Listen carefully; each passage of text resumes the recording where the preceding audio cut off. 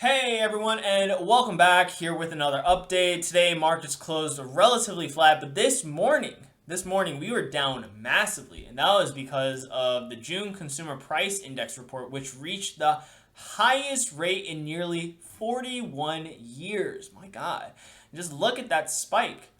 The forecast was for 8.8%, yet we came in at 9.1%. They got it wrong again, like for the fourth time in a row. Just, they're experts, right? But how are they this bad?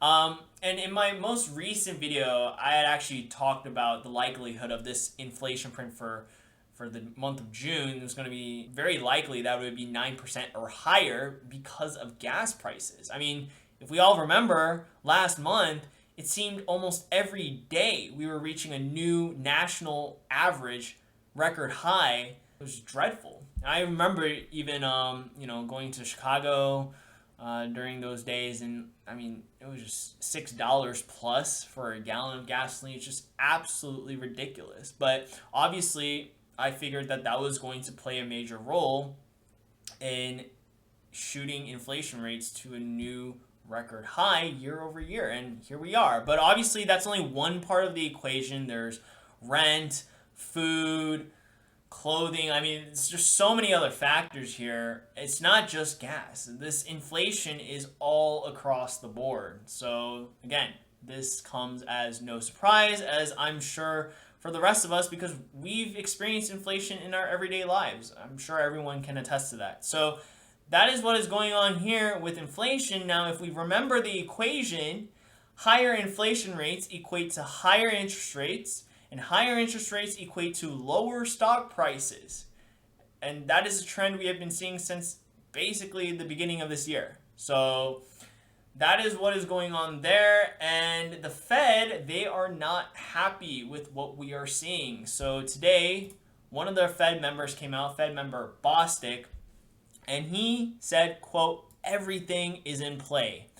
And the chance of 100 basis point hike is now very likely. Now, this is funny because just a couple months ago, and I mentioned this in my most recent video as well, that if you had told any of these Fed members, or asked them if they were going to raise by 100 basis points, even 75 basis points, which is what we hiked by just last month, they would have said, no, that is ridiculous. That is out of the question. We're not even thinking about it.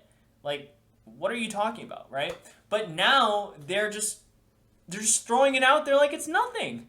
They raised by 75 basis points last month, and I said that the possibility that they might raise by 100 basis points this month is very likely, and the next meeting is in 2 weeks here. So I don't think people are realizing how bad this is going to get. I mean, people were scared when the Fed said that they were even going to hike rates at all by 25 basis points. And that was not that long ago. But now we're talking about a 100 basis point hike. And yet the market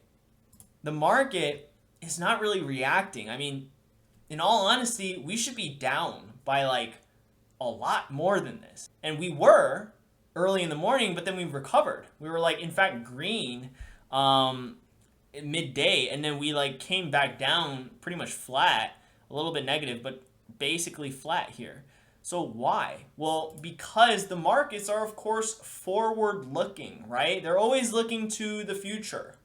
So yes, did we get a record high inflation print? Yup.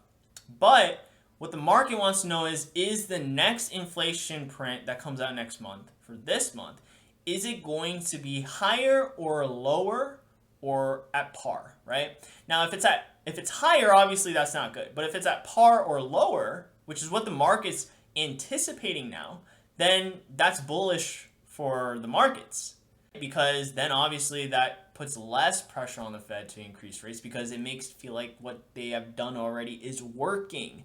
Now, what would make them think that? Well, just as we had like record highs every single day last month for the national average gas price, for the last half of that month, including all the days of July so far, we have had declining gas prices nationwide for 30 consecutive days.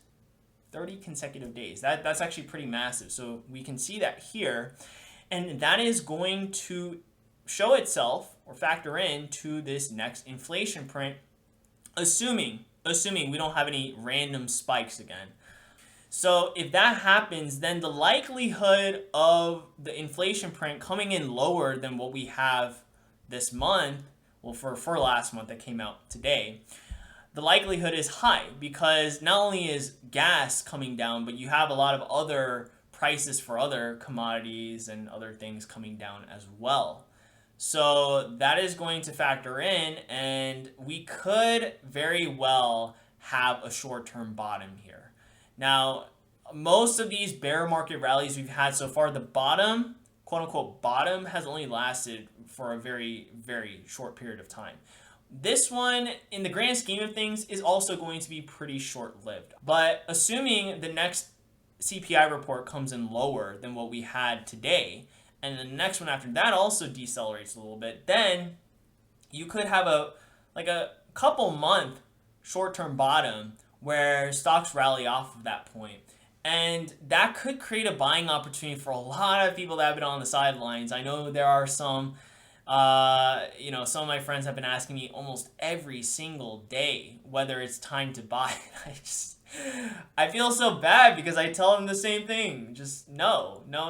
Like, no. But I would say that the soonest time to actually buy, at least when I would start going long some positions, would actually be next month once the CPI data comes out. Now, I'll update closer to that time when exactly that is, and again, what my thoughts are around then.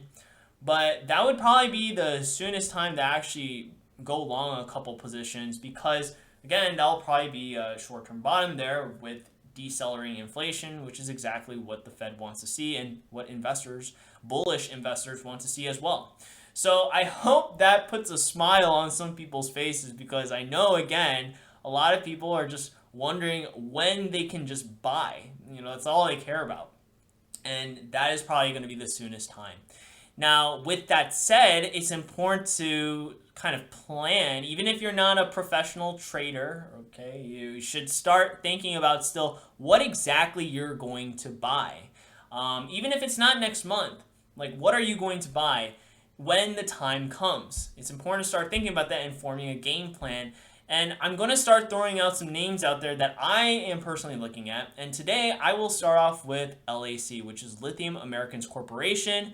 I will go into more detail and depth in the coming videos. But basically all you need to know about this company is that they mine lithium, if you couldn't tell. But what's really exciting is that they are very, very close to mining lithium domestically here in the US in Nevada.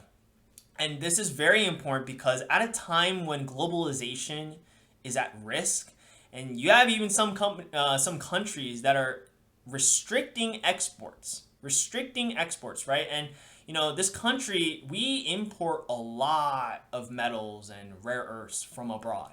So the effort to now source those same materials domestically here in the US is key. So it's really important to start forming security, resource security within our borders, and Lithium Americas is in an excellent position to capitalize on that. Obviously, the valuation is still a little elevated, especially with lithium prices coming down here, but going forward, lithium is key. You need lithium for batteries, and there's not really much else to be said there. So that is just one of the stocks that I'm looking at going forward, which I would go long once we have a short-term bottom. And I will mention other names as we go along here. But anyways, that is it from me. If you guys have any questions or comments, feel free to reach out. Please like, share, and subscribe, and I'll see you all in the next one.